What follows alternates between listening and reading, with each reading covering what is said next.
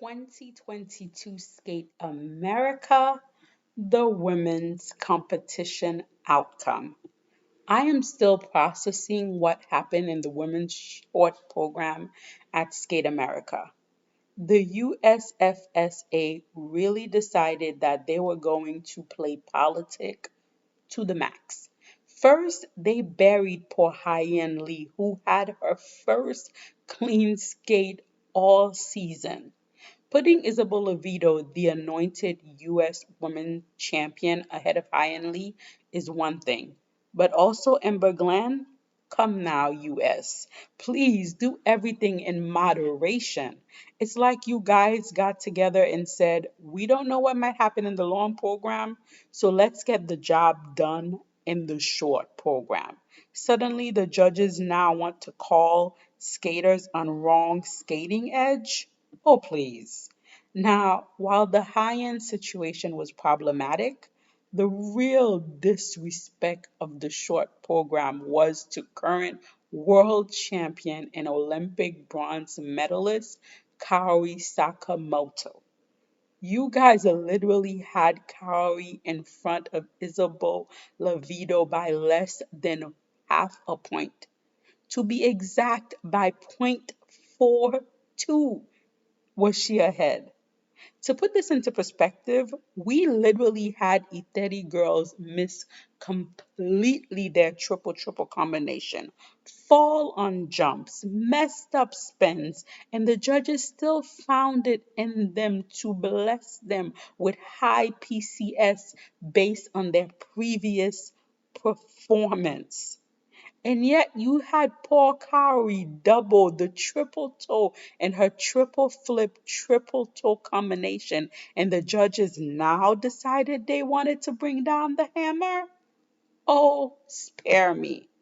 This would not be so offensive as if Isabel Levito herself had given us a mind blowing performance. However, at best, Isabel was out here trying to manpower that triple loop, which is hanging by a thread.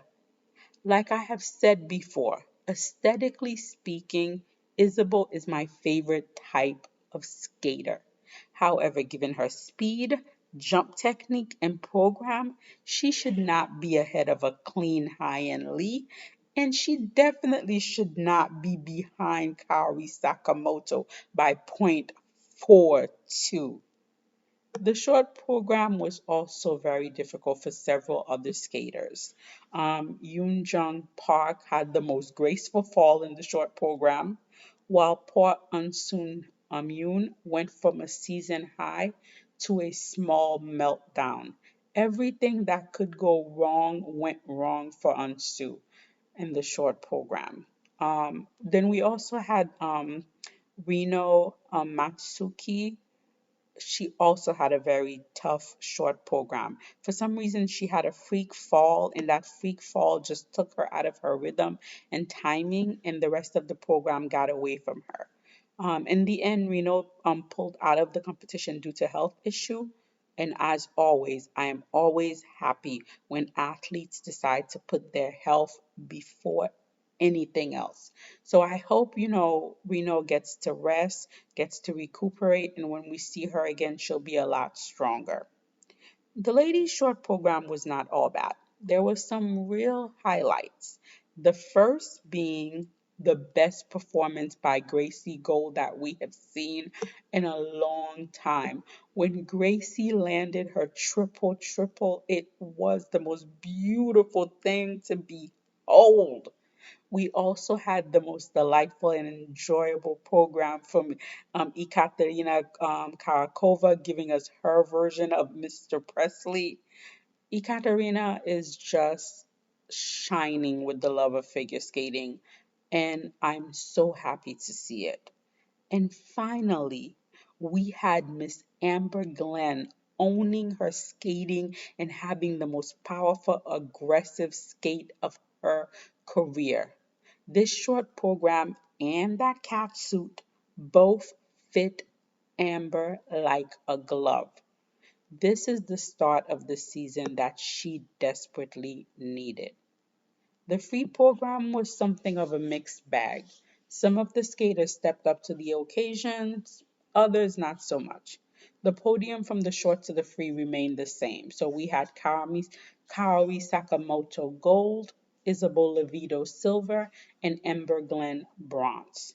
Starting with some of the non-podium skaters, poor Hyenlee failed to repeat the success of the short program and had a mixed bag in terms of the free performance. She fought her way through the program, however, you could tell her heart was not in it. On the other hand, Ekaterina is having a nice build up to her season. This is another good free program from her, and she is just a delight to watch. I really hope she continues to build this way so that by the time we get to European and Worlds, she's really fully grown into these programs and what she can deliver to the best of her ability. And my wish plus some came true. I had hoped that Gracie Gold could finish top 8 at this event, and Miss Gold did me two better and finished top 6. I hope this is a positive outcome and that it gives her positive encouragement and that it helps her work towards making the national team because I honestly think she could. Now for the podium, starting with Miss Amber Glenn. This is Miss Glenn's first Grand Prix medal. This is the Amber that we have never seen before. She was well prepared and ready to fight. The triple axel started off the program and it did not work out. However, Amber just put it behind her and fought for the rest of the program. I really hope this is not a one and done situation, but that this is the new Amber that we are going to see from now on. The silver went to Isabel Levito with some generous assistance from the judges. If the USFSA really want Isabel to be their US champion, then I would recommend they bring in a jump specialist like it was yesterday. Comparing Isabel's jumps to Amber, to Cowrie, even to Gracie, it doesn't take an expert to see we have a problem. This situation is especially sad because Isabel is special. This child could be a national champion if the proper steps are taken to fix her jumps. We could still do this because she's still relatively young. However, that's not what the Federation is going to do. Instead, what they're going to do is they're going to keep inflating her PC all the while her technique will continue to get worse and worse. Her jumps will continue to get worse and worse. And they're going to hope they can buy enough time with the PC for it to magically fix itself. And we've never had a situation where magic has happened before. I really feel bad for Isabel, but unfortunately, US skating is not really about solving problems, it's only about inflation. Now, for the gold. And the gold went to the one and only Miss Kari Sakamoto. This is good jump technique and sound foundation at work. The speed, flow, glide. Kari did everything as if she was just naturally breathing. There's no back wrenching, there's no awkward landing. What we got was just clean in the air rotation and solid, soft knee landing. If the judges had rightfully rewarded this good technique over the last 4 years, poor Isabel would not be in her current predicament.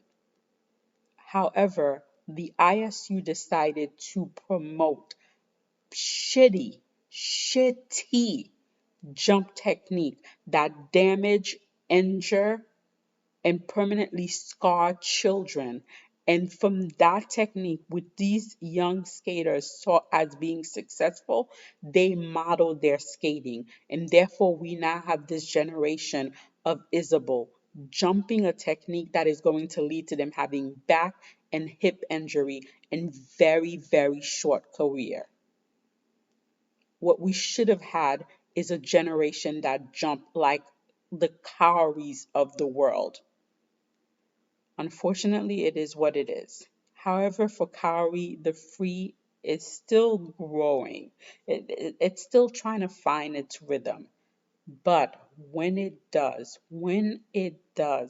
everything comes together, I just feel like Kaori's going to deliver two masterful performances, and I can't wait to see it.